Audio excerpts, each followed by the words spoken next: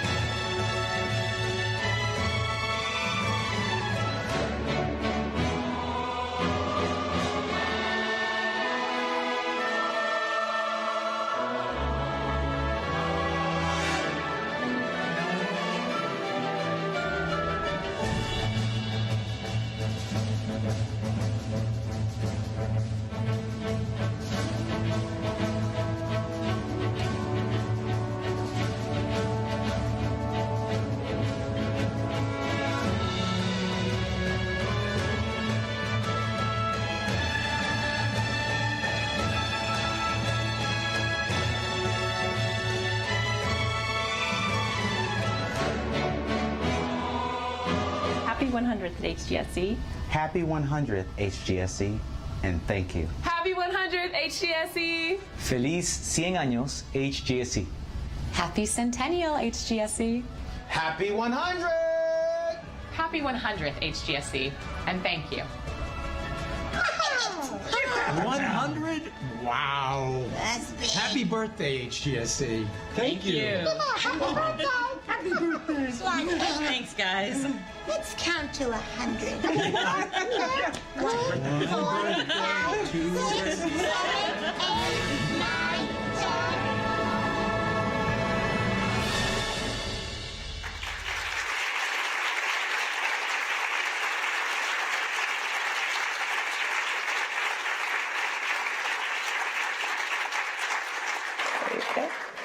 Well, good afternoon, everyone.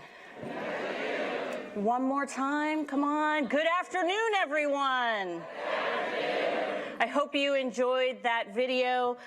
Good afternoon. My name is Bridget Long, and I am so very proud to be the Dean of the Harvard Graduate School of Education.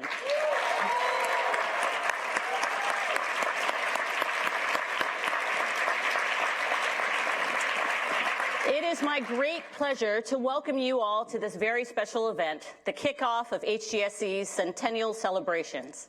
It is wonderful to greet the many of you who are in this room in Asquith Hall, as well as those viewing in overflow rooms around HGSE and those who are viewing online. Welcome to all of you. Before we get started, I want to recognize and thank a few people in the room today.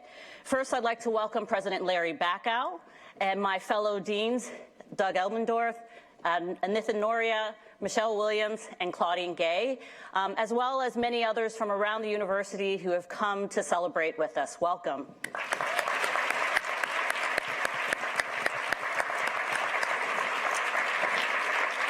I'm also very happy to welcome members of the Dean's Leadership Council and the chair, Mindy Munger.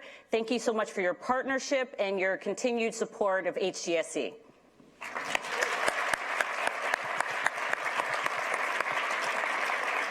Now, if you've looked at the program for today, you can see that we have a number of exciting sessions planned for this afternoon. These would not be possible without the generosity and talent of many HGSE faculty members who have helped to plan and will participate. Thank you for your time and your efforts. Come on, for the faculty. But I also want to thank the other faculty who are in the room who have made adjustments to their class schedules, provided invaluable feedback, and made this event a priority. I really do appreciate everything that you do.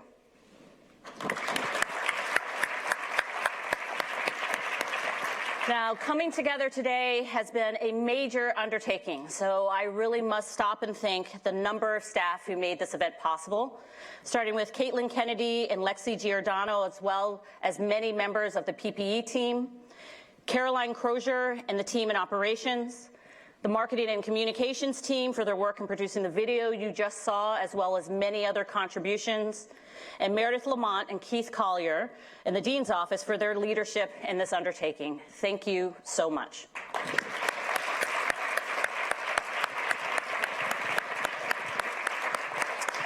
Finally, I want to recognize and thank the many, many students who are here today.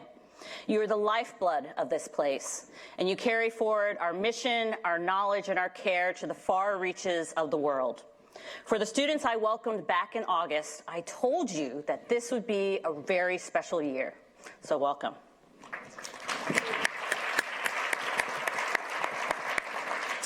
So in 1920, HGSE welcomed its first class of 64 students. Now, 100 years later, it's quite fortuitous that our centennial falls in the year 2020. 2020 is the threshold for measuring perfect eyesight. And today, as I look around this room, I can clearly see a community of individuals dedicated to making education better. We are a community of more than 900 students and an alumni community that is nearly 30,000 strong. We are in classrooms, district offices, nonprofits, and other organizations around the world, making a meaningful impact in the lives of students and communities. Our 74 core faculty, 83% of whom identify as women or people of color, yes, I said 83%, hail from a range of disciplines and use a myriad of approaches to inquiry. And we have nearly 400 staff from every walk of life working together to support and empower the larger HGSE community and the field of education. Together, we are an innovative, impact-focused professional school that recognizes the urgency of driving change in education. We seek to promote success for all learners, putting powerful ideas into practice. Here, 100 years after our founding, HGSE is the preeminent school of education in the world. We are proud, vibrant, and ambitious with a shared mission of improving the world through education. Of course, you hear the phrase, hindsight is 20/20, and we sometimes refer to it when considering and evaluating the past. And when I look back at HGSE's past, it may seem as if this day was inevitable. but it wasn't. In fact, the story of HGSE is a story of pivotal decisions, of meeting challenges from within and without, and it is a story of tremendous growth and reinvention. We have changed as our country has changed and our world has changed, just as the conception of what education should be and for whom has evolved. This point was made crystal clear to me when I interviewed 5 former HGSE deans as part of our Centennial Oral History Project. And you got a chance to see some of the photos of those interviews and the video. Now, these wonderful, wonderful friends, supporters, are leaders who helped this school and were part of the fabric that made us strong today. And they shared so much with me about what this community has fought for, weathered, and accomplished together. Let me give you a few examples. At a time when universities questioned whether ed schools were necessary, and in fact some ed schools were closing around the country, HGSE advocated successfully for education to be recognized as a profession in its own right, to be a specialized body of knowledge distinct from other areas of intellectual inquiry. And it was people here who pushed to be inside schools, to be connected to learners, educators, and communities, not just researchers who sit in the ivory tower. At a time when people questioned whether leaders mattered in schools, HGSE invested in attracting talent and preparing people to do one of the toughest jobs in the world, to be an urban superintendent. And then we expanded this focus on leadership to empower generations of educators, innovators, and entrepreneurs. It was people here who were courageous enough and bold enough to question the deeply held assumption that only some students can learn. All means all, and you hear that often in this community. Our community has demonstrated in hundreds of ways how success is possible regardless of background, ability, and context. And it was here that people advanced an agenda that recognized that education is far more than narrowly defined academic achievement. It is also social-emotional learning, moral development and civic engagement, and learning to work collaboratively with others while also being willing to have difficult conversations. It is for these reasons that so many of us are proud. Now, hindsight might be 20/20, but 2020 also conveys the idea of looking ahead with perfect clarity. Even though no one can predict what the world will look like in our bicentennial in the year 2120, give that some thought, we know that today, unfortunately, is a time of adversity, division, and transformation in the complex ecosystem we call education. And this is unlikely to change anytime soon. Despite progress in high school graduation rates, literacy, and access to higher education, there are stubborn gaps in opportunity and success at all levels, from access to high-quality early childhood education, to segregation and insufficient supports and rigor in K-12 classrooms, to uneven graduation rates and looming debt in higher education.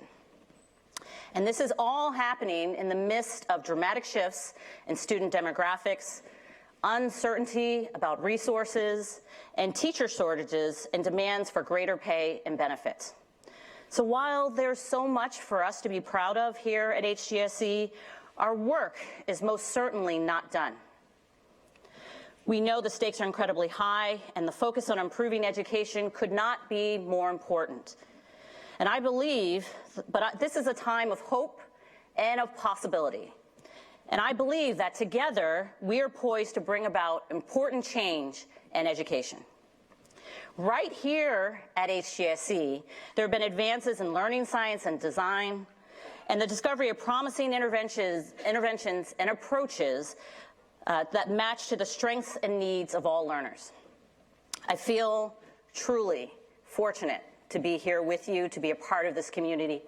I feel truly fortunate that each year I get to meet and work with dedicated individuals, educators, innovators, entrepreneurs who really can't sit still and watch students, children, adults, families, communities suffer.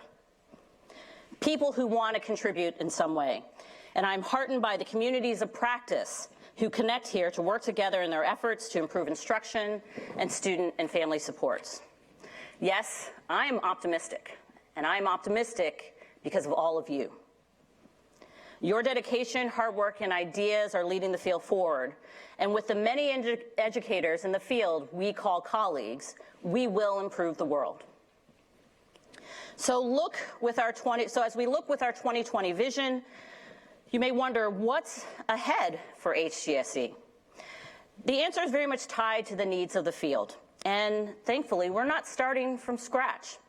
As we consider our future, we will rely on the values and the principles that have brought us here today. And you will see these ideals reflected in many of the events that we're going to have during the Centennial.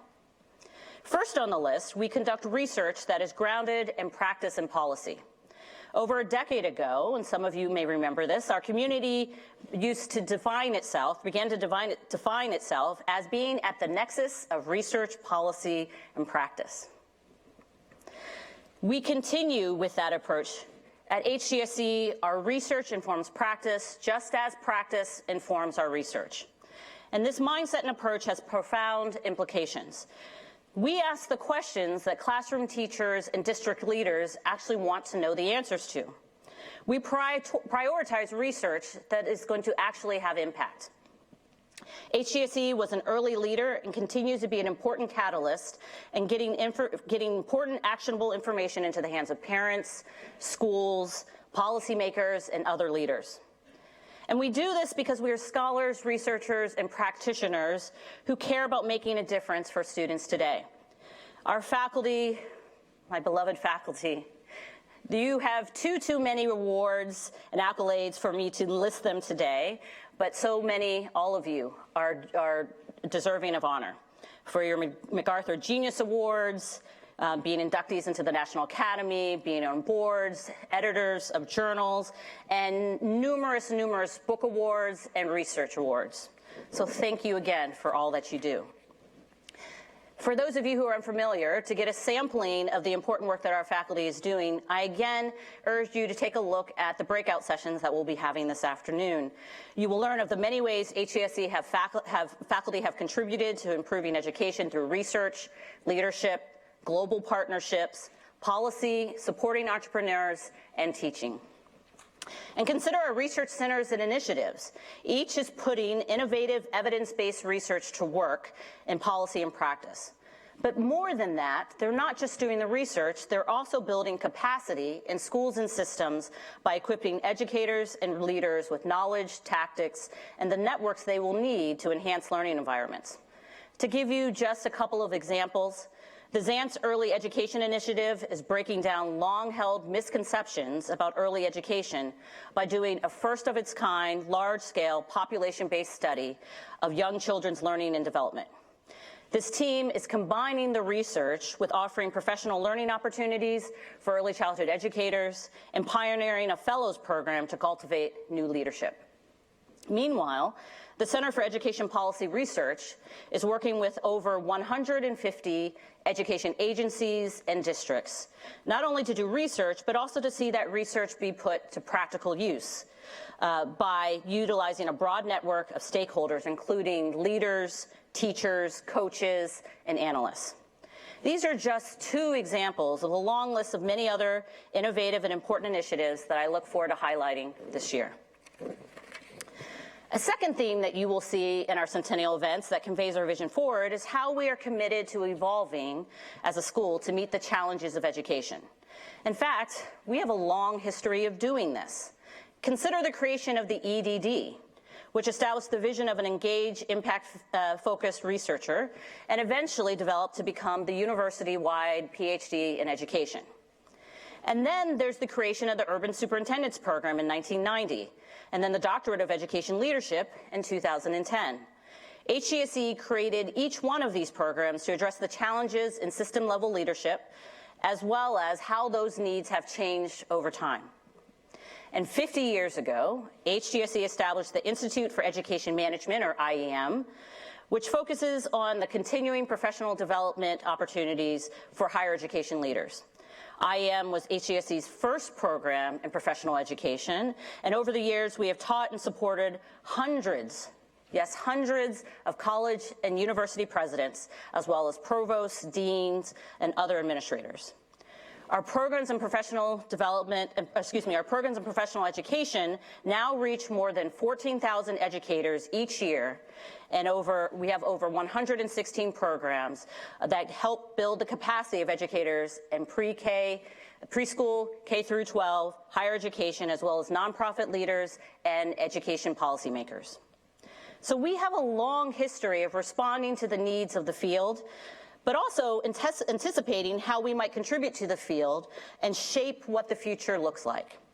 And we will continue to do just that as we consider what skills and habits of mind are needed to be an impactful education professional for the 21st century. Now finally, a third very important theme of our Centennial this year will be how we stretch far beyond Appian Way. Now, within the larger university, you're going to hear from my friends and colleagues very soon about partnerships and collaborations we have with other schools within Harvard.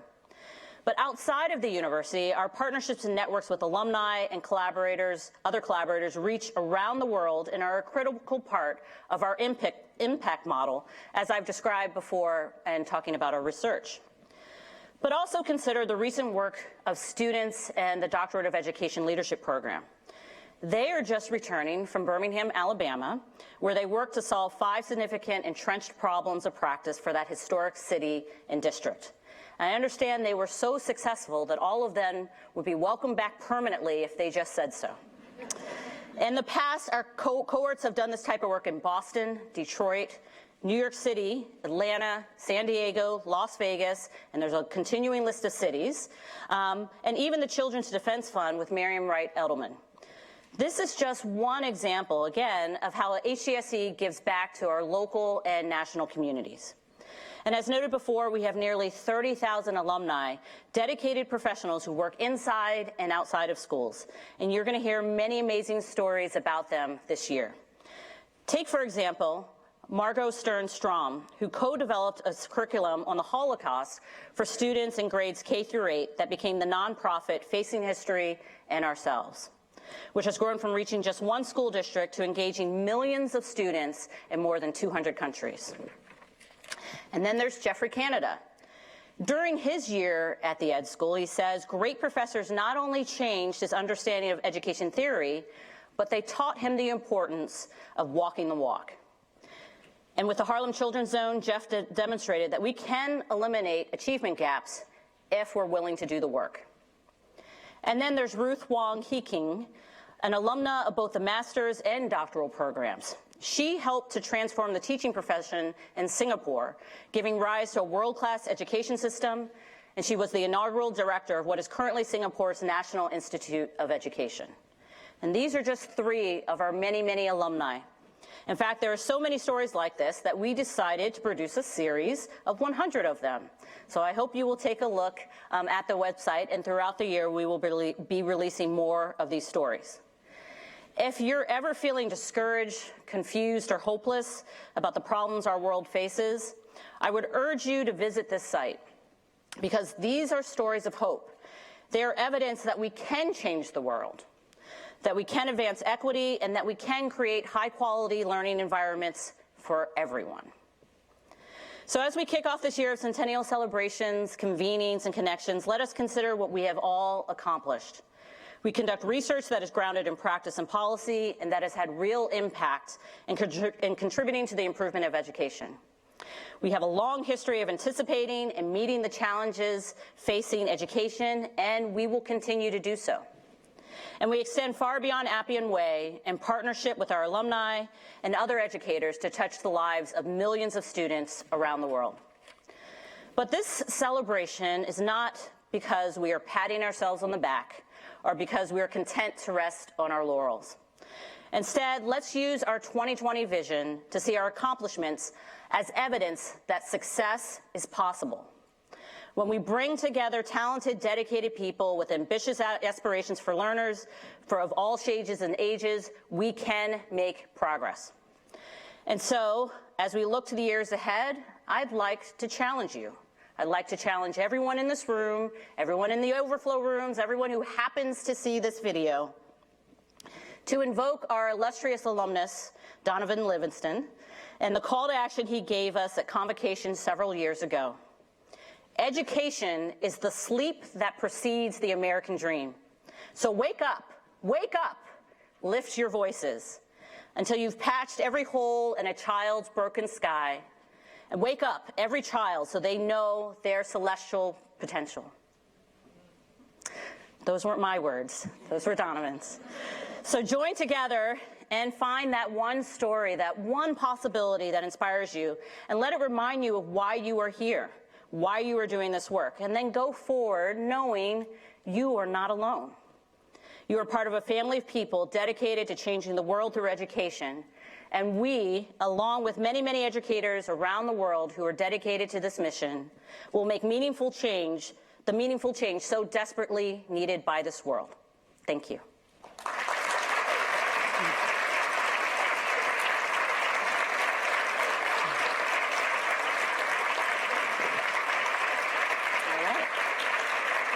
Thank you. And so now it is my honor to introduce the 29th president of Harvard University, Larry Bacow. I'm especially pleased that Larry could join us today because of his true commitment to education. During his first 2 years as president, Larry traveled to Detroit and to Seattle to meet with high school students and teachers in classrooms. And he has been a tireless advocate for higher education, speaking in Washington, D.C. about how colleges and universities can change the world. As most of you know, Larry has a special home here at HGSE. He served as the president in residence with our higher education program for 3 years following his tenure as president at Tufts University. He's taught in our professional education programs, sharing his expertise with other college presidents, vice presidents, and deans from around the world. And he even co-taught courses with Professor Judy McLaughlin, advising our master students, and I know he's informally connected with many members of this community. So I am delighted to welcome him back home, and I ask you to join me in welcoming President Larry Bacow.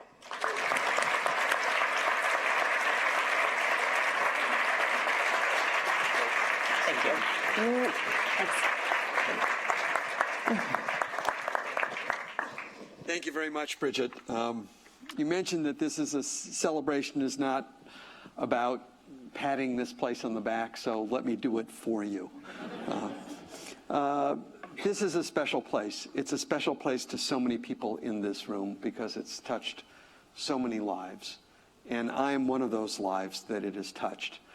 My first encounter with this place was actually, I was figuring it out about 45 years ago when I was a graduate student at the Kennedy School. And I encountered Dick Light, who would become a member of my thesis committee. It was during my time as president of Tufts that Judy McLaughlin, as Bridget said, lured me here to teach in your higher education program. And I had the privilege of working with Judy and Joe and a whole bunch of people. And it was a wonderful experience and opportunity. One of the challenges that university presidents have is leaving the job when the day comes to sort of step back and do something else. And the Ed School made it easy for me to do that because Judy planted this seed in my head well before I knew when I was going to step down as president of Tufts. Judy said, you know, why don't you come here and join us? And so I did, and had this wonderful office on the 4th floor of Gutman Hall, right next to Julie Rubin, and right across the hall from Pat Graham. What could be better? And with Judy down the hall with Monica Higgins, it was a great place.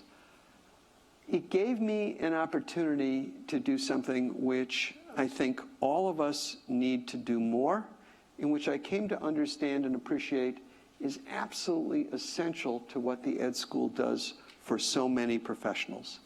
And that was to reflect on my own practice as a university president, and to think deeply with my professional colleagues and my students here at the Ed School about what it meant to be a university leader.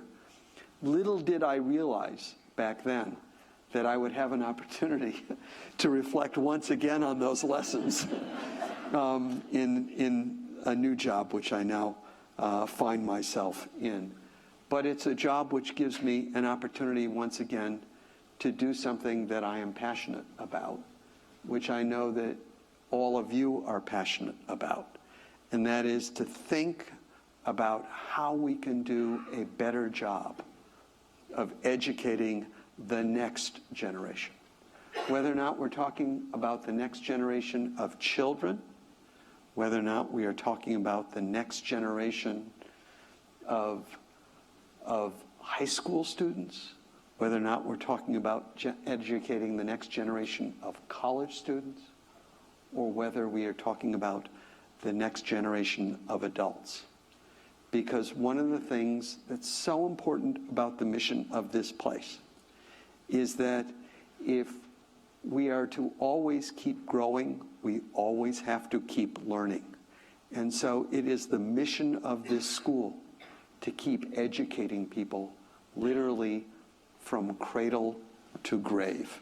And I think that's another thing that makes this place so special, that it makes the mission of this school at Harvard so important.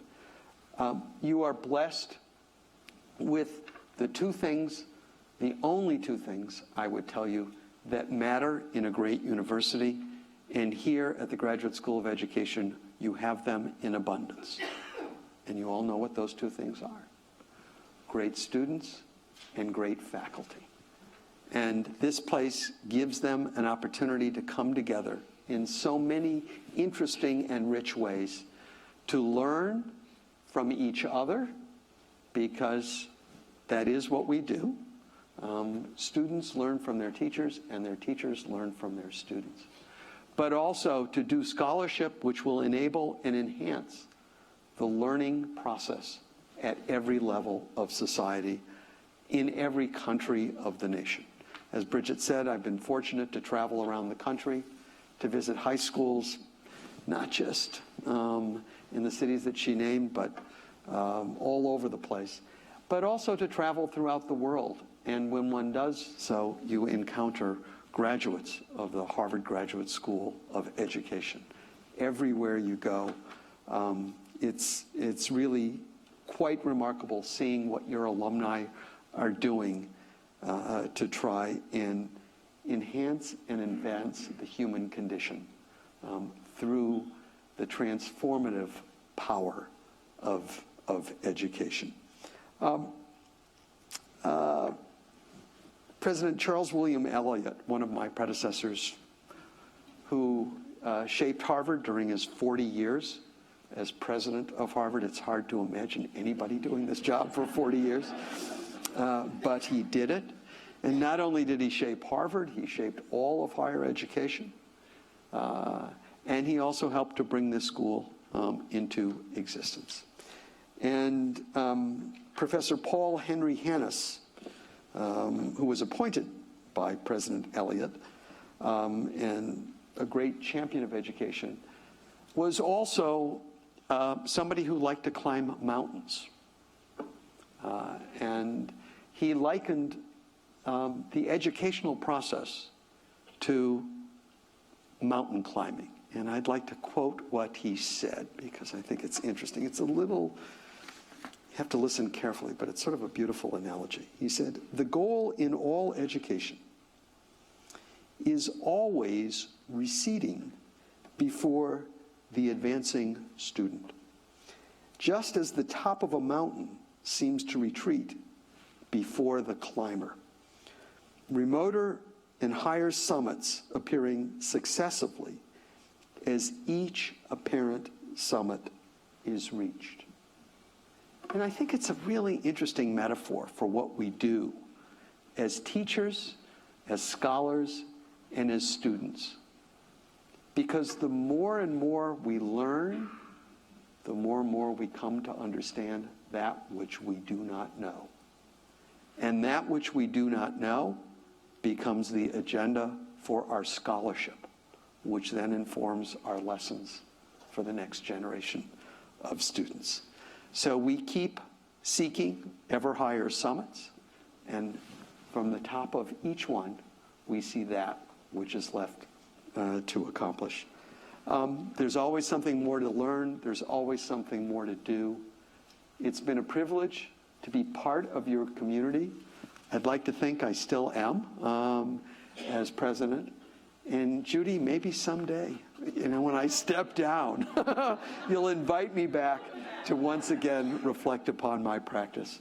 Congratulations to each and every one of you on 100 fabulous years and an even brighter future ahead. Thank you very much.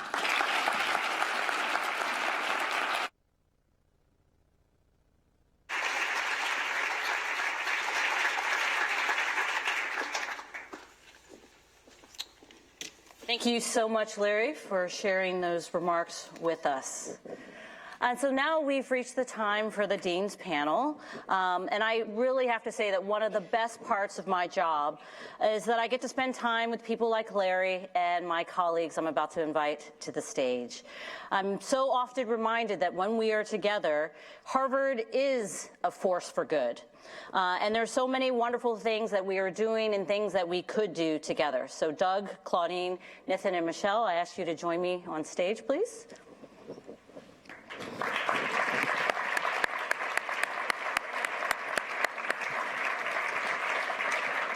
Just don't take the first seat because I need this one. Oh, okay. So while they get settled, I'd like to share a few words of introduction about what this panel is about.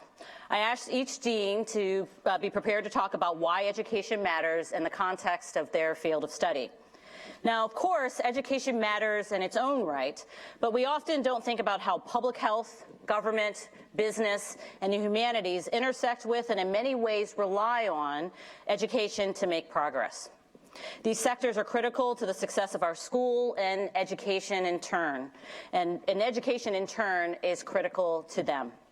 And it is often in partnership, drawing connections between education and other fields, that we identify new insights and ways to address the most important challenges we face. So thank you to my colleagues for being here today and for sharing your perspectives with our community.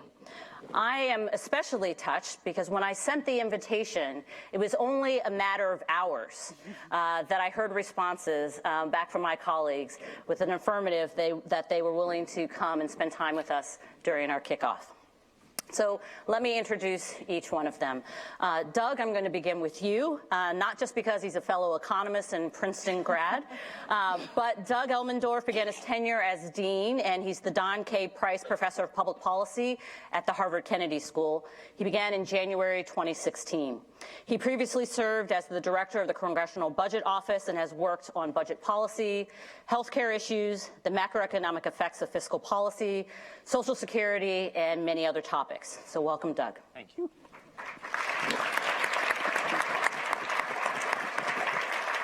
Next, Claudine Gay is the Edgerly Family Dean of the Faculty of Arts and Sciences and the Wilbur A. Cowett Professor of Government and of African and African American Studies. She began as dean in August 2018 and was previously Dean of Social Science from 2015 to 2018. Claudine has a background in political science as well as economics, and she studied the many factors she studies the many factors that affect political participation, especially among minority groups. Thank you for joining us, Claudine.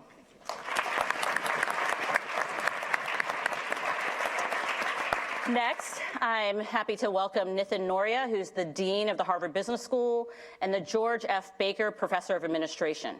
Now, as many of you know, Nitin announced that he is stepping down at the end of the year after 10 years of phenomenal leadership. During his deanship, Nitin established the Field Program, launched the Harvard Innovation Lab, or iLab, and fostered the growth of HBS Online, just to name a few accomplishments. I've been personally touched by Nitin's generosity, which has benefited HGSE in many ways. So thank you for being here today, Nitin.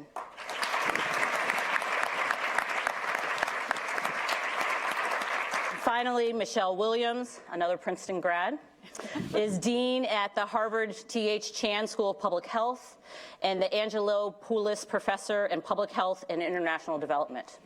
Michelle is an epidemiologist, and before becoming dean in July 2016, she was professor and chair of the Department of Epidemiology at the Chan School and program leader of the Population Health and Health Disparities Research Programs at Harvard's Clinical and Translational Sciences Center. Welcome, Michelle. All right. So I'm going to join you all. Thank you, friends. So to get us started, education and education-related activities have grown tremendously across the university, across the disciplines. And so just to start, I thought we would kick off with the framing for the panel, why education matters. Could you talk a bit about why education matters to your field? Who would like to start, Nitin? I took a case class. There was a little cold calling involved, so. First and foremost, thank you so much for inviting us, and congratulations on this extraordinary milestone. I've had the great privilege of also living through the Centennial of Harvard Business School, which was in 2008. You timed your Centennial much better. Okay. For those of you who might want to remember, Harvard Business School's Centennial coincided with the financial crisis. That is not a moment for a business school to actually have its Centennial. But in all seriousness, in some ways, our Centennial reminded us of why the Harvard Business School was founded. And we were fortunate that President Eliot was as instrumental in our founding as he was in your schools. And in 1908, American business was taking off. We were seeing the rise of large business in this country. The railroads had become an important part. U.S. Steel had become a very large enterprise. So my colleague Rakesh, whom I'm spying through the corner of my eye, has actually written an entire book on this, so I'm hardly the person to talk about this. But people began to be concerned that there was this business group that was having extraordinary power over society. And if these business leaders were not well educated, the amount of power that they might have, they might exercise irresponsibly. So there was a view that we should make sure that business leaders were trained with a professional ethos. And the early founders drew inspiration from medicine and from law and said that if we can educate business leaders to have both competence and character, which is how I keep thinking of the mission of our school, which is to educate leaders who make a difference in the world. But you have to say, what is it that makes someone a leader? And I think the two essential characteristics are, they must have the competence to make wise, thoughtful decisions that other people will trust. But they must also have the character to comport themselves in ways that those decisions are seen to be for the betterment of others rather than themselves. And so the entire animation of our business school from its very founding, which was rudely something that we had to remind ourselves of in 2008, was to make sure that these people who we are so privileged to educate, who we know will have extraordinary influence in the world, will go out and be leaders of competence and character. Okay, thank you. Should we just continue down the line? Why not? I think my microphone's on. So in terms of the interest in education and education-related research, I think there's just a broad recognition of the impact of education and educational attainment on so many different outcomes, whether it's individual and family well-being or economic growth, or in the case of my own research, civic participation. And I think that fact, sort of the broad-based, impactful nature of education, is what drives curiosity and interest in the topic. So for me as a political scientist, education is a major source of stratification within politics, and in particular within, in terms of civic participation.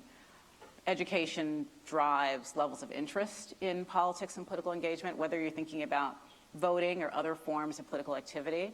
It's also the major driver of how informed people can be when they engage in politics, their ability to align their values to the political choices as presented to them. So much of that is driven by education, hence my interest in it throughout most of my career. I'd also say that, you know, the thing about education, especially in the US, is that it ends up being this forum where broad societal issues all converge. It is such a battleground.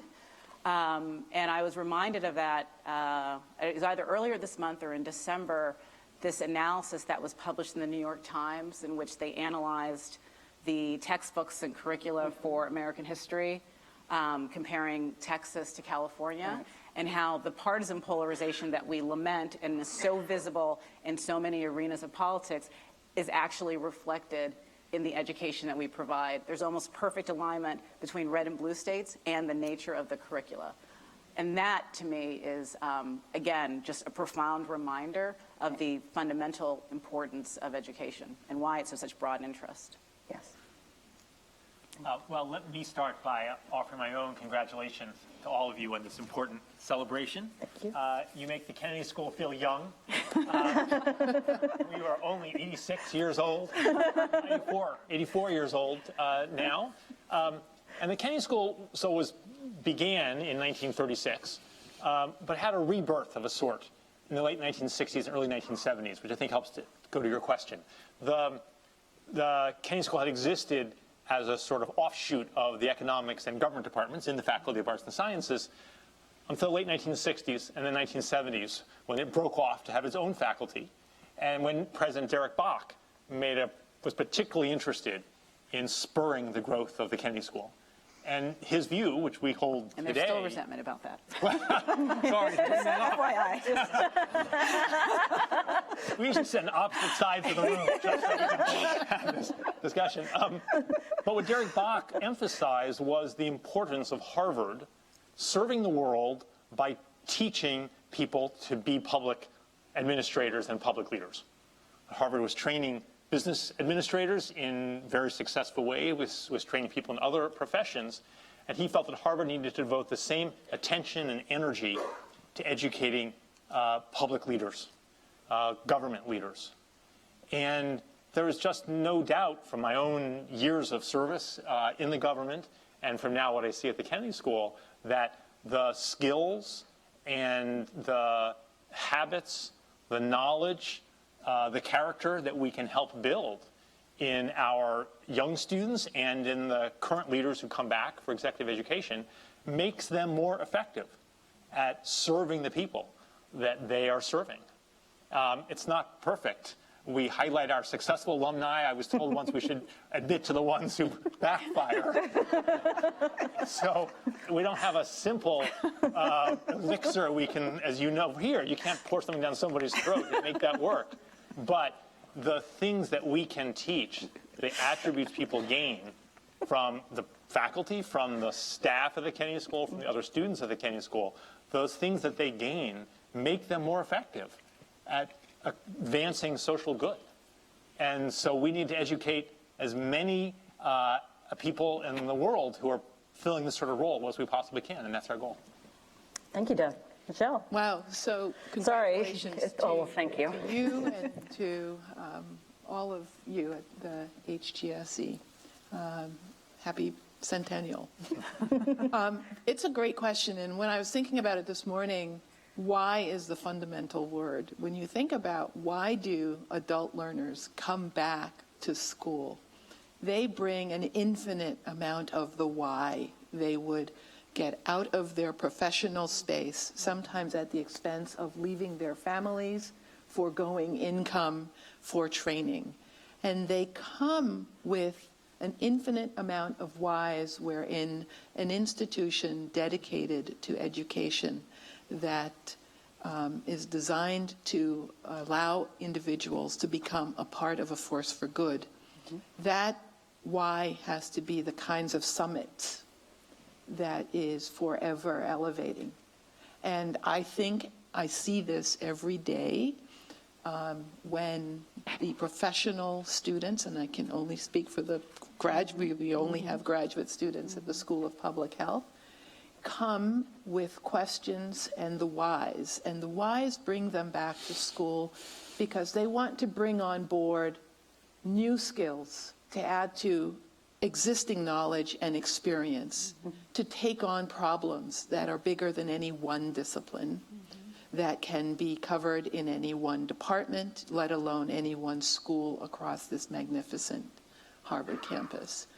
And so the why it's so important that we have this kind of representation is our response to allowing for each of those next summits to be identified, to be climbed, conquered, and allow for space for others.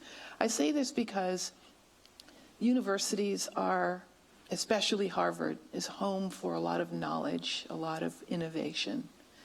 And in our professional schools, the people are coming in an opportunity to unlock that knowledge, to release it, to democratize it, and to do it in a way that definitely requires interaction and engagement across a number of disciplines. Education is that place where we design the curriculum and we create the field experiences and we allow for new innovative means for education to happen across the disciplines that we all represent here on the stage. Right. Thank you. Thank you to all of you. And I should note, I could have invited many of our other colleagues who definitely feel that education matters and intersects with us. But you already started to hear it. And Michelle, I remember one time we were leaving academic council and hit upon the fact that we are trading students back and forth. And one of the wonderful things about being at a rich university like this is the fact that we intersect with each other's. I wonder if we could talk a little bit about what are some of the concrete partnerships that do exist between our schools, and then start to think about what might the future look like, what additional things we could do. Yeah. Let me start with that because there are two highlights from the current academic year that I love and I take a lot of joy in. One of them is the partnership that we have with the Ministerial Leadership Program. This is a program, the Harvard Ministerial Leadership Program was developed and launched by my predecessor, Dean Julio Frank. And it is a collaboration between the Kennedy School and the Ed School. And it is devised as a program that allows leaders to come and continue learning, sharing, and building skills. And 3 or 4 years into the program, we decided that this is a mature enough and robust enough program with real connections to leaders in ministries of health, ministries of finance, and ministries of education. And they are bringing on board new skills that are here, that we possess here at the School of Public Health, the Kennedy School and the Ed School. But we also found an opportunity to further enrich the educational experience of our respective students by creating platforms for our students to join with ministers, go back into the field, and work on real-time problem solving. You couldn't ask for a better vehicle for continuing education for a generation of leaders and the generation of next leaders. The other one I'm really excited about is one of your colleagues. Is Paul here, Paul Revel? The highlight of my last semester was collaborating with you and your colleagues here at the school in hosting Tony Eiton, who put a very intense accent on the interconnection of educational success and social determinants of health. And it was by far the most fabulous event where we had educators, high school, public school educators from 47 different states in a beautiful workshop talking about the very important intersection between health, wellness, social determinants, and education. Yes. So the By All Means Project, and that was a wonderful event. So I think of the Kennedy School and the Graduate School of Education as partners, both in a set of specific tangible ways and in some of the broader ways that we see the world and relate to the world. And so that's why I'm especially delighted that I made your list of invitees to be here. I'm honored to be part of this. In tangible ways, as many of you know, we have some joint faculty appointments. We have faculty members who are doing research with each other. We have faculty members who list courses in the other school. In an average academic year, there are literally hundreds of cross-registrations between our schools. So it's a tremendous amount of activity back and forth and together. We're part of the Doctorate in Education Leadership program and so on. But I also think beyond the specifics, we bring much of the same perspective to our work. You talked about the intersection of of research, policy, and practice. I'm going to use that line, but that's exactly what I think we do ourselves. We're both schools, professional schools, focused on public service, on people who are acting directly in ways in the public sector, the public sphere, trying to solve public problems. And we think the best way to help those people do better is through this combination of teaching and research and this sort of direct engagement with practice that you talked about, Michelle, with this, for example, this minister's program. We want to get out there in the world and touch the world and learn from the world to bring those lessons back to guide our research, just as you were saying in your remarks. And so I think that our school and your school look at the world and try to relate to the world, work with the world through much the same lens. And I view you all as very important partners for us in that work. Great, thank you. So this conversation is such a great reminder of how education is so clearly one of the red threads that really links every school at Harvard, and honestly draws students and faculty from across the campus together. It's not the only red thread, but I think it's one of the most prominent and salient ones. And so, you know, the FAS is a partner with Ed School, just as there are other school partners in advancing teaching and research in this front. And I would say that probably the unique thing that the FAS brings to the partnership is that we bring undergraduates, and we bring undergraduates into this conversation. And one, you know, particularly salient example of that is one of the newest undergraduate secondary fields, which to translate Harvardese into what's recognized in the rest of the world is basically a minor. One of the newest secondary fields that was introduced 2 years ago is a secondary in educational studies. Right. And it's really the first opportunity for undergraduates to be connected in any formal way to a professional school. So it's significant that that first connection is in education. And it's a way for... I'm not thinking business. Yeah, exactly. No, please. No. And it's a way for undergraduates, you know, whether or not they're actually seriously considering a career as educators, it's a way for them to go deep and explore questions around education across a variety of disciplines. And this is a secondary field, again, that was just introduced 2 years ago, and I think it already has nearly 70 students who are enrolled in the secondary field, but probably the most interesting statistic is that those students are coming from more than 20 different concentrations, which translates into majors. 20 different concentrations from across the FAS, again, which speaks to the sort of broad relevance and interest and curiosity around education, again, across the gamut of issues. The other thing I would say in terms of the ways in which our partnership are manifest is that sometimes these partnerships are also, as Doug said, embodied in individuals. And I call out one of your faculty members who might be here, Julie Rubin, who is a faculty member here in the Ed School, who's the inaugural faculty director of the Phillips Brooks House, so helping to lead some of our efforts around public service and engaged scholarship. Yes. So, and one thing going back to, Julie's also been involved with the education secondary. Yeah. And so I was talking earlier with a colleague, I'm not sure how many have formally declared, but I know on the interest list, because we have a number of events, it's in the hundreds. Yeah, it's huge. Yeah. Nitin. So, we have one program that is now, I think, approaching its 20th year, if I had to guess, which is the Public Education Leadership Program. PELP, which has focused on superintendents of schools. And one of the things that we learned about superintendents is that in many ways, superintendents have a job that may be even more complicated than the CEO of a large multi-unit enterprise. Yes.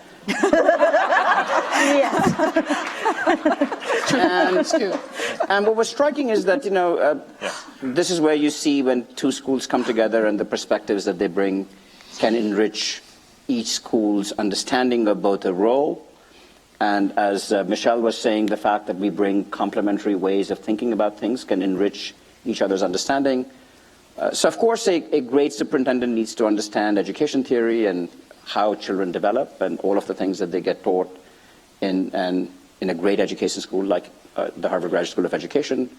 But they also have to manage a budget and they also have to make sure that they can make things work and with lean resources. They have to think about administrative teams, and these are the kinds of things that we teach our students about a lot.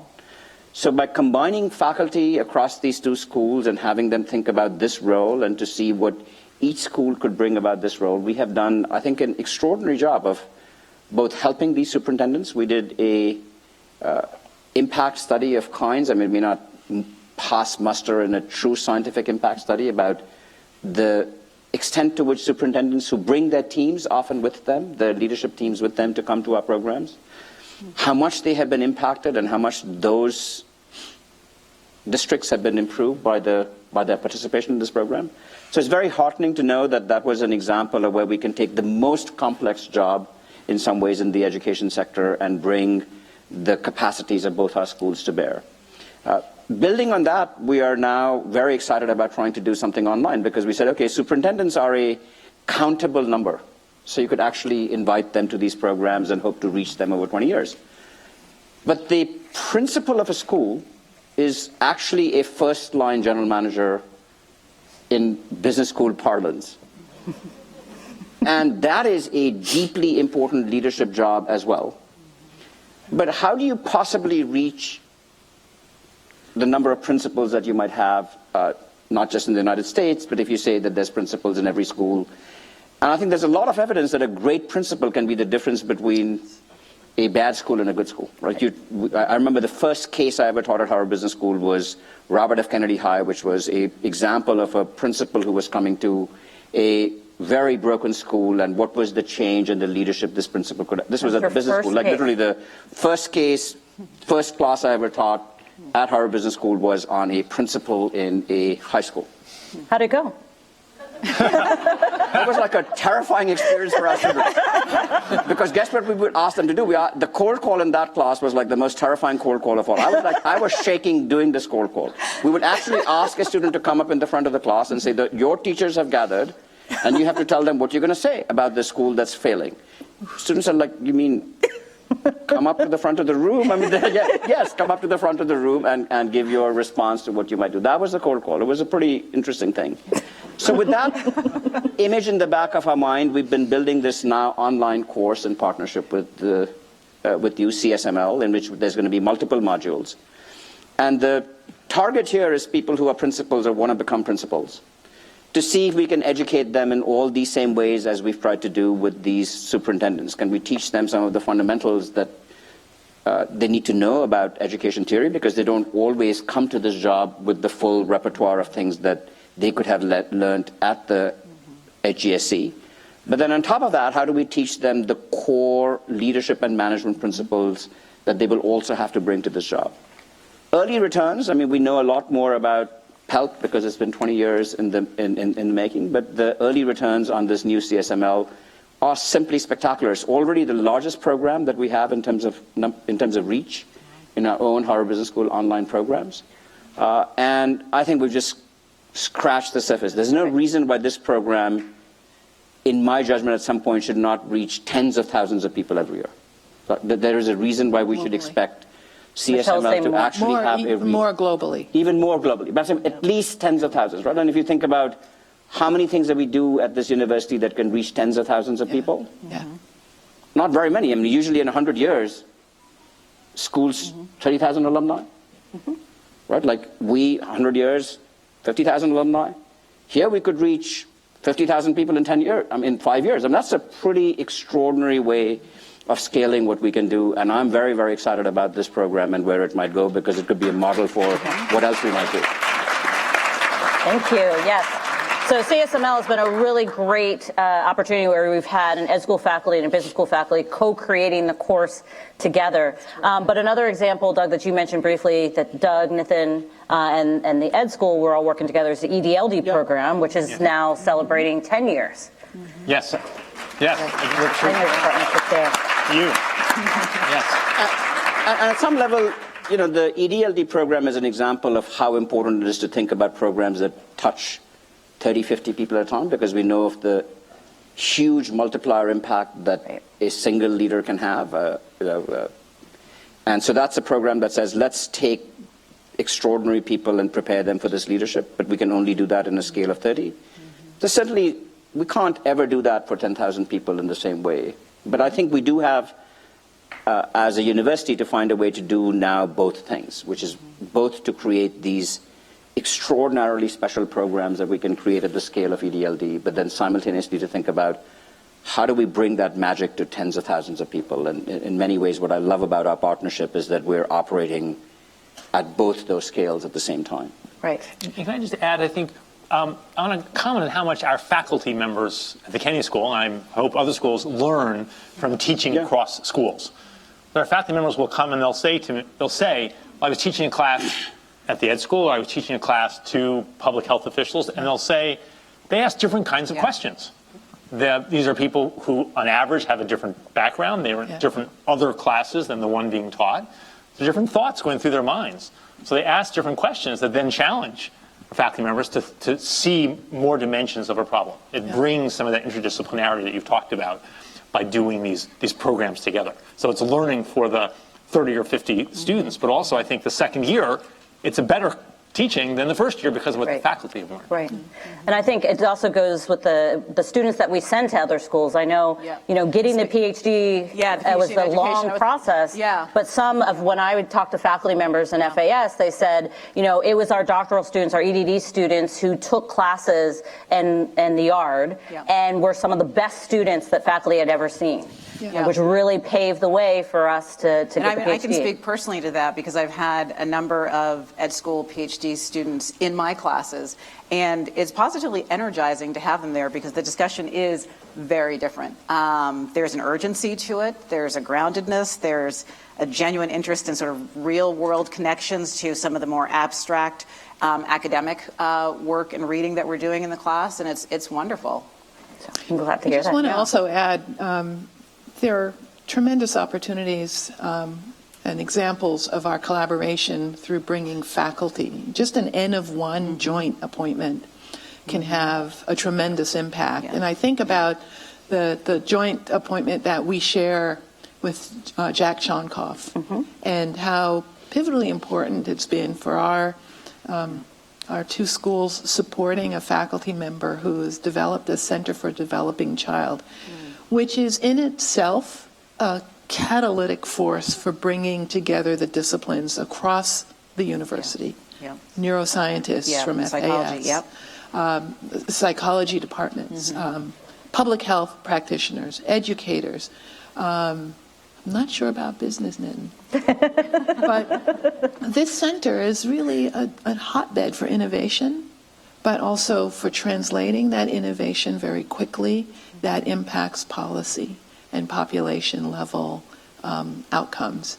I just think about, I was just in California where the first Surgeon General appointed for the state of California is an alumna of our university and is connected to the Center for the Developing Child's pivotal work done to raise awareness about the lifelong impact of toxic stress, particularly as it is impactful in early childhood and how that attenuates one's trajectory of development across the life course.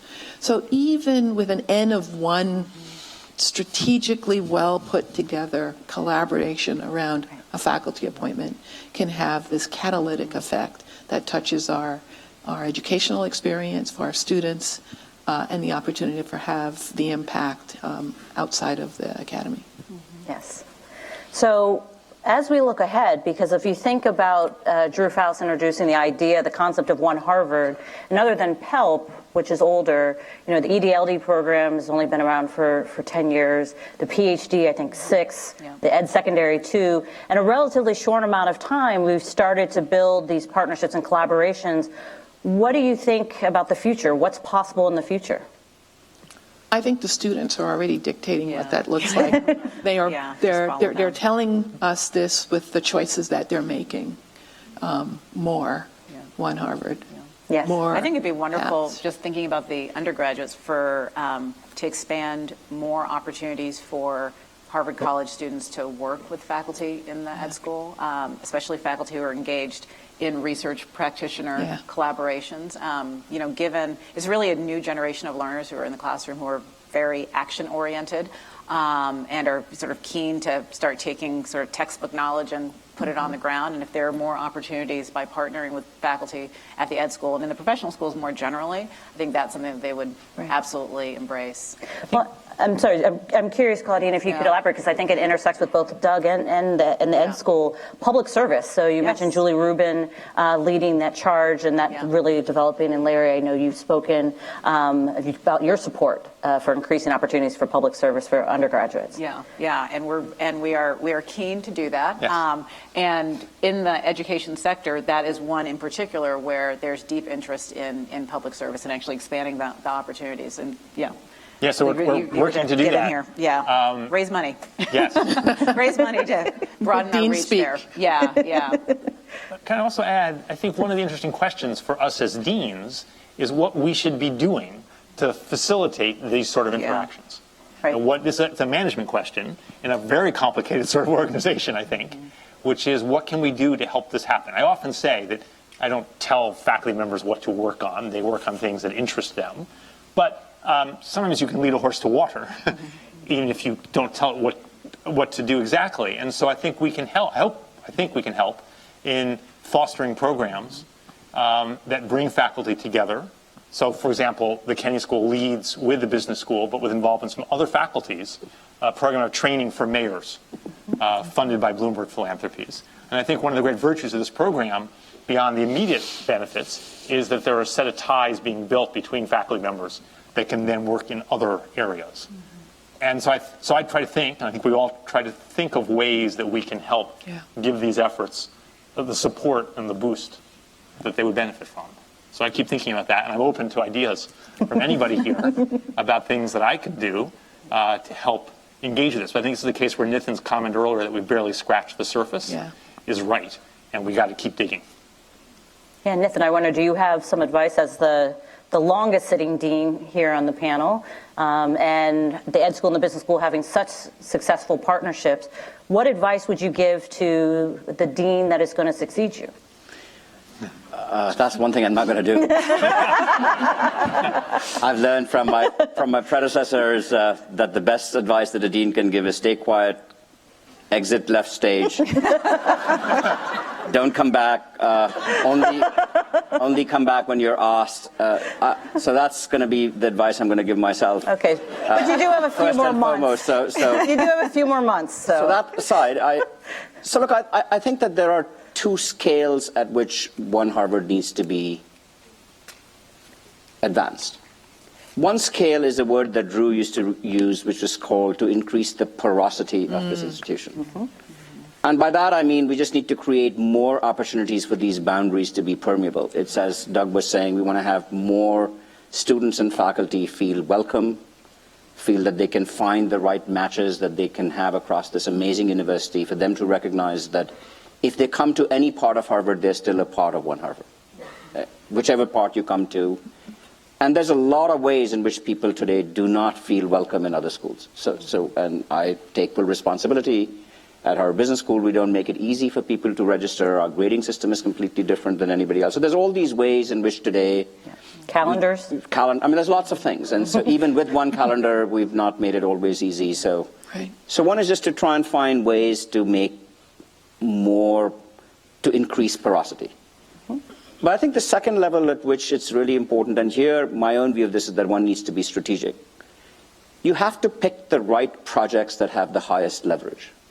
It's too easy to do collaboration that has modest results, and that doesn't, it's just too hard to do these things. It takes resources, it takes commitment. So I'm excited about PELP, I'm excited about CSML, but I'm not just excited about doing these things like 10 a year just for the sake of doing them. I actually think that we have to be extremely thoughtful about which ones of these things we do as projects. So porosity is one thing, but projects need to be very carefully chosen. You have to do fewer and be really committed to them to make them successful in the long run. Sometimes we can get giddy with our excitement about one Harvard to say we should have project du jour. I actually think that's a very bad that's a bad strategy to follow. So I'm not. So in that sense, I'm always cautious about projects. I want to be very, very careful about which but at projects. the same time, you have to strike a balance between, focused attention that's on the things that are potentially high leverage, but also being willing to experiment and try new things. Yeah, so that's where I think the all of which will porosity helps, right? succeed. So my view of this is that if you create porosity, you allow more experimentation to occur, which does not require us as deans to necessarily have to fundraise for them or to create a big ta-da or to build administrative infrastructure. Those things are very sticky, and see what gets traction. And see what gets traction, and then maybe you choose from those the things that you might then want to double down on and invest in. So I just want to feel that we should be mindful of operating things at these two different scales and have slightly different attitudes towards these two different scales. I think what Michelle said earlier about students are already figuring out, many of you are already figuring out courses, faculty, projects, and so if we can somehow harness that information, what organically is happening, and help to make those connections between our students and our faculty, that will give us some opportunities. Just take the iLab, right? I mean, the iLab is a fabulous example. The students, I remember when the iLab first opened, the joke was that Harvard Business School students won't be able to find it because it's on the other side of Harvard Business School. I remember people saying, like, you're smoking it to imagine that anybody from the Kennedy School or the Ed School or the law school is going to show up at this place. And I said, no, trust me, the entrepreneurs will find this place because they want to meet each other, and students have no such barriers. We greatly underestimate what our students will do. And here they are. Every part of the university is represented. So I think you're absolutely right. Students will lead everything.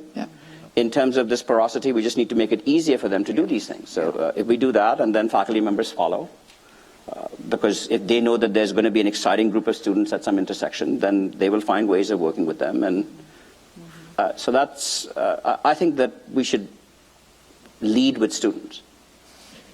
Great. And that's not hyperbole. I mean, I think when you look at it, we give Drew, and she well deserves the credit for One Harvard. But I think if you really take a look and listen to the alums of our school, many of them were practicing the One Harvard sub rosa. Yes. Yes. So looking at the time, I want to make sure we do spend some time thinking outwardly about what's happening in the world, what's happening in our education systems. And I know that on your faculties, I know your alums, your students are very much concerned about what they see out in our education systems, and many of them being motivated to try to do something about that. I wondered if you could talk about what's happening within your schools and how you think about addressing some of those problems that we see out in the world. So look, we did a survey of our alumni. And the single most, 40% of our alumni are engaged in education as their most important civic or philanthropic activity. So Harvard Business School alumni everywhere are engaged in some way, shape, or form to try and address education. Why are they doing that, right? They have many, many things that they could do, because they all deeply believe, as we do, that we live in a world in which the inequality that we experience, the opportunity to continue to create a vibrant future, to have a democracy, to have capitalism that can thrive, in the end depends upon having a great educated people and access to this education. And we're not doing that by any measure. So we have to find ways of addressing that at every level.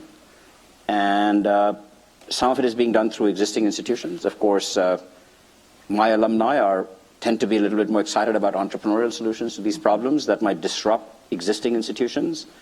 And I actually think that we have to be open to the yin and the yang of the both. So we of course, want to be committed to public education and the access that public education provides to everyone. But sometimes the people who are trying to disrupt public education with entrepreneurial solutions, it's not like they will replace public education. I think that they'll provide a stimulus for innovation to occur in public education as well. And so at least I see our alumni being very, very concerned, engaged, and determined to do whatever they can to help drive innovation both in public education but also through entrepreneurial efforts of people to try and see what could be disruptive to the status quo. Okay. I mean, I would say that some of the work that I am most excited about that's happening within the FAS, where obviously our emphasis is on basic research, some of the work that I'm most excited about is work that's happening about and around education, work that has enormous potential to be high impact. So I think of some work that's coming out of the sociology department by a young faculty member there, Yosha Lejwi, that's connecting aggressive policing with educational outcomes, especially for minority youth, especially for Black boys. And among the insights that are emerging from that are, typically when we think about aggressive policing, we immediately think about links to incarceration and other sort of life cycle effects. When we think about challenges around educational outcomes and the achievement gap, we often think about sort of what's happening in the schools. And some of the powerful insights coming out of this work is to understand the experiences, especially for minority boys. You have to think about this broader social context and actually beginning to identify some really potentially powerful interventions that can improve educational outcomes. There's also work coming out of other departments, Mandy Palace's work in economics, looking at the access to higher education for disadvantaged groups and how to improve access either through better information, stronger financial aid, access to online education. And then obviously some of the really important work being done by Raj Chetty, helping us understand both the links of education to broader social mobility, but then also some of the particular, again, school-based elements that drive educational attainment and achievement. This is some of the work, again, it's curiosity-driven research that has just enormous potential for high impact. And that's some of the stuff that I think, to the extent that the FAS can continue to support, advance, and elevate work like that, I think that bodes well for the future. Yes. Doug? So as I look out from a school of government around the country and around the world, I see a crisis in governance. I see the rise of authoritarian demagogues in many countries. I see a level of street protests around the world that we have not seen in decades. I see a throwing out of established leaders and parties and a rebellion against established institutions. And one important cause of that uproar is a frustration on the part of many people that they are not full participants in the way that societies in the world are moving ahead. Right. That they are left out, they are left behind. Some of that is measured in income inequality numbers, but much is measured in other ways of thinking about economic and social structures. And then you ask, what are the levers that we have to address these fundamental challenges to the way the world is working? And education is one of the principal levers that we have. We better use it fast and well before things slide further downhill. And so we are actually, the Kenyon School now, in the process of a multi-year hiring in the area of social policy, including some collaborations that are, I think, in process and not to be discussed, but between our various things are happening. And I think, so we're trying to really strengthen our capacity to deal with this whole set of issues. But education is right at the heart. And so we want to be part of working with you and with all of you to make sure that we understand, as we focus on various aspects of governance and public leadership, how we can foster good education, how we can learn from you the role education should be playing in what we're teaching and doing. Because I just think it's absolutely one of the ways.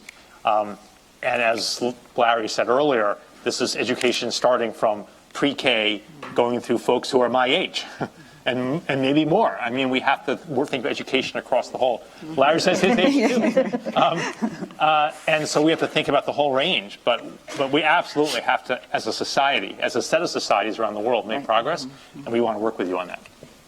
Great. That's great. I would add that health and education are inextricable. You can't learn if you don't have a home, if you don't have a decent meal, if you are physically abused or mentally abused. And this is the intersection of the human complex issues where there are familial, social, political levers that we all have to pull. And health and education are usually the human face of these very large, almost impossibly enormous problems. Increasingly, I say to people, this is sort of a public health and education moment, because there is an increasing recognition of the complexity of the problems that we're all trying to get our hands around, and an increasing recognition that public health and education are generally underfunded given the challenges and the mandate we have for the present cohort and the next generation. That realization has forced us to work more closely together. And an example of that is the conference that I talked about, but also at the JP Morgan Healthcare Conference. It's the biggest conference in healthcare investors, with faculty from the business school, with Tony Iton, who I'd met because of our collaboration. We were able to crash the investors' party to talk about how fundamentally important it is for us to add meaning to the following statement: an ounce of prevention is worth a pound of cure. What's exciting to me about now and where we are at Harvard is that we can actually take that statement and take it beyond where we have been for so long. That these fundamentally important functions, education and health, perennially underfunded, can think strategically about different policy approaches, different financial tools, different partnerships. Right. And we can model that and overcome this perennial statement that prevention and education are underfunded enterprises. Because people recognize how central health is to big problems like climate vulnerability, violence, whether it's interpersonal or structural. And once that realization is there, we've gotten a moment of awareness. Our collaborations across schools can show a way forward. Thank you so much. And with that, looking at the time, please join me. Please join me in thanking our colleagues from across the university, Nitin, Claudine, Doug, and Michelle. Thank you so much for your time. Thank you. Happy 100.